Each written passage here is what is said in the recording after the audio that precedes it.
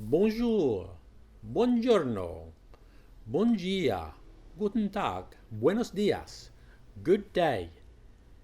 Good day? Good day? Nobody says that.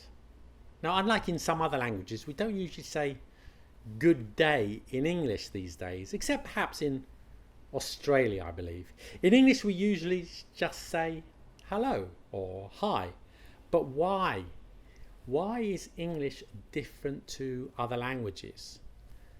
And hello, you might only know it as a greeting, but did you know that hello has many different meanings depending on how you pronounce it? If you are learning English, you need to know the 8 different meanings of hello. That's right, 8 different meanings. And today we're going to explain it all. So stay tuned. Oh, and by the way, Spanish speakers, why do you say your greeting in the plural, buenos dias, good days, when in all other languages it's singular?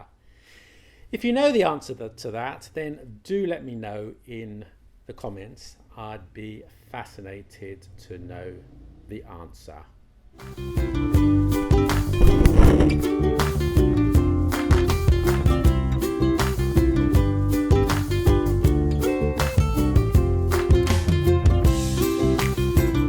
Hello and welcome to Let Them Talk. Now, hello is a very important word, probably the most important word in the English language. It's usually the first word we use when meeting a stranger. You'll never get a second chance to make a good impression. Now, when you first encounter somebody, he or she will look at your appearance, your body language, your eye contact, and listen to the words that first come out of your mouth, which is usually hello. Psychologists have shown that most people form an impression of a person within the first few seconds of meeting them. Okay, so if you like it or not, that is the reality. So you had better get it right. But the word hello is important in other ways too. By using the word hello, you are acknowledging another human being. Say it nicely and you will boost the other person's self-esteem and you will warm their heart and make them smile. Don't underestimate hello. It will leave a lasting impression. This simple greeting is more powerful than most people realize. So, usually, I stress usually, when you say hello, you want to come across as trustworthy and likable most of the time. But there is more. In English, the word hello can be pronounced in different ways, each with a nuance of meaning. Now, if you're learning English, you need to know these distinct hellos, and this is what we are going to look at today. But first, let's have a look at the surprisingly interesting history of the word hello.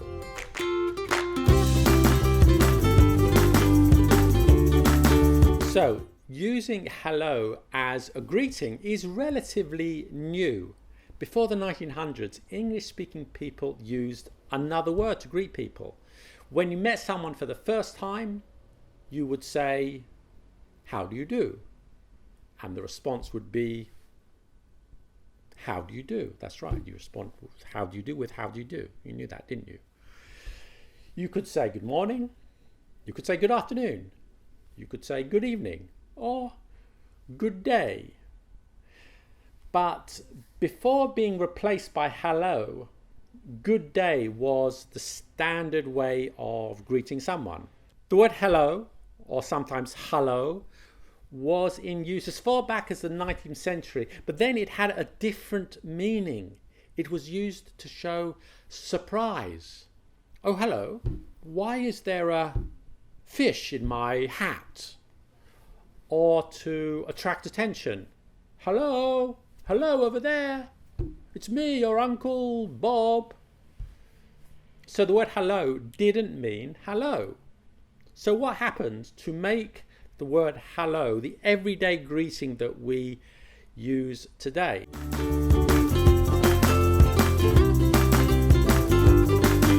So the answer is the telephone.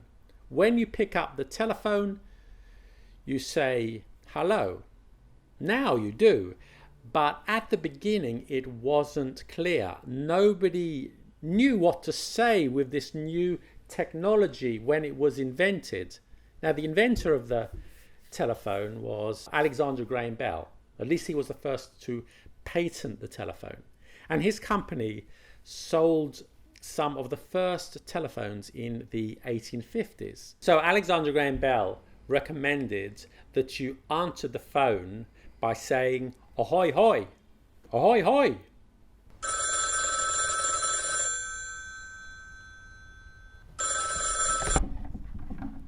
Ahoy hoy.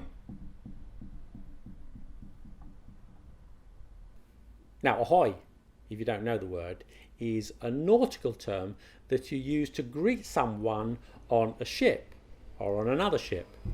Ahoy there, you on the other ship. So, why do we say hello? Because Thomas Edison, a fellow inventor and a rival, recommended using hello when answering the phone. It was kind of logical because it still had the meaning at the time of attracting someone's attention, which is what you wanted to do with a new piece of technology, and you couldn't see the person and at the other end. You wanted to know they were there. So you say, hello, hello, hello. Okay, so anyway, by the way, in an early handbook of telephone etiquette, they recommended that you end a call not with goodbye, but with that's all before you hung up. So we use hello. Hello has entered the English lexicon as a greeting thanks to Thomas Edison. Hello? Who? And although hello became the standard phrase, Alexander Graham Bell wasn't happy, and he continued to use ahoy hoy when answering the phone for the rest of his life. So gradually, in the 20th century, hello moved from the telephone to becoming the greeting we all use today. But as I said earlier, hello has many different meanings. If you are only using hello as a greeting, then you are shortchanging yourself. So let's have a look at the, what did I say, eight different meanings of hello. Okay, so the first meaning, well, we've already looked at it. Hello as a greeting. Hello, how are you? Hi, hello. We've already looked at the second meaning too, to show surprise. Hello, what's this? There is a giraffe in my garden. That's strange. And we've already looked at the third meaning too, to attract someone's attention. Hello, hello, I'm lost in the forest. Is anybody there? Hello, Phil, are you listening to me? I was telling you the story about my uncle's prostate inspection. Okay, now the fourth meaning is to show suspicion. Suspicion. Hello. That's strange. Somebody used my credit card to buy an iPhone in Vladivostok. Hello. Why is the tap water brown? Okay, number 5. To ask if the person is still there. Maybe you've been disconnected. Hello. Are you still there? Hello. Hello. Okay. To make someone aware of your presence when you can't see anyone. Hello, anybody there? Hello, I've just arrived in the hotel. Is anybody at reception? Number 7, to show that a person is disconnected from reality. You're going to the interview for the job in the bank in that tie. Hello? What? You gave a complete stranger on the street £100 for that gold ring? Hello? And finally, number 8, to flirt with someone you just met and someone you find very attractive. Hello? Hello? What's your name? Hello, would you like to join me on the couch? Hello, would you like to go for a ride on my yacht? Okay, and a little footnote before I go. Alexander Graham Bell refused to have a telephone in his study because he didn't like interruptions. And that was in the 1880s. And maybe in this day and age, with smartphones and omnipresent technology, we can learn something from him today. Okay, so there you are. So now go out and try those different uses of hello, especially the one about flirting, and let me know in the comments how it goes. Did I tell you that my new invention is called the toothpick, and it's very good for removing bits of food from between your teeth?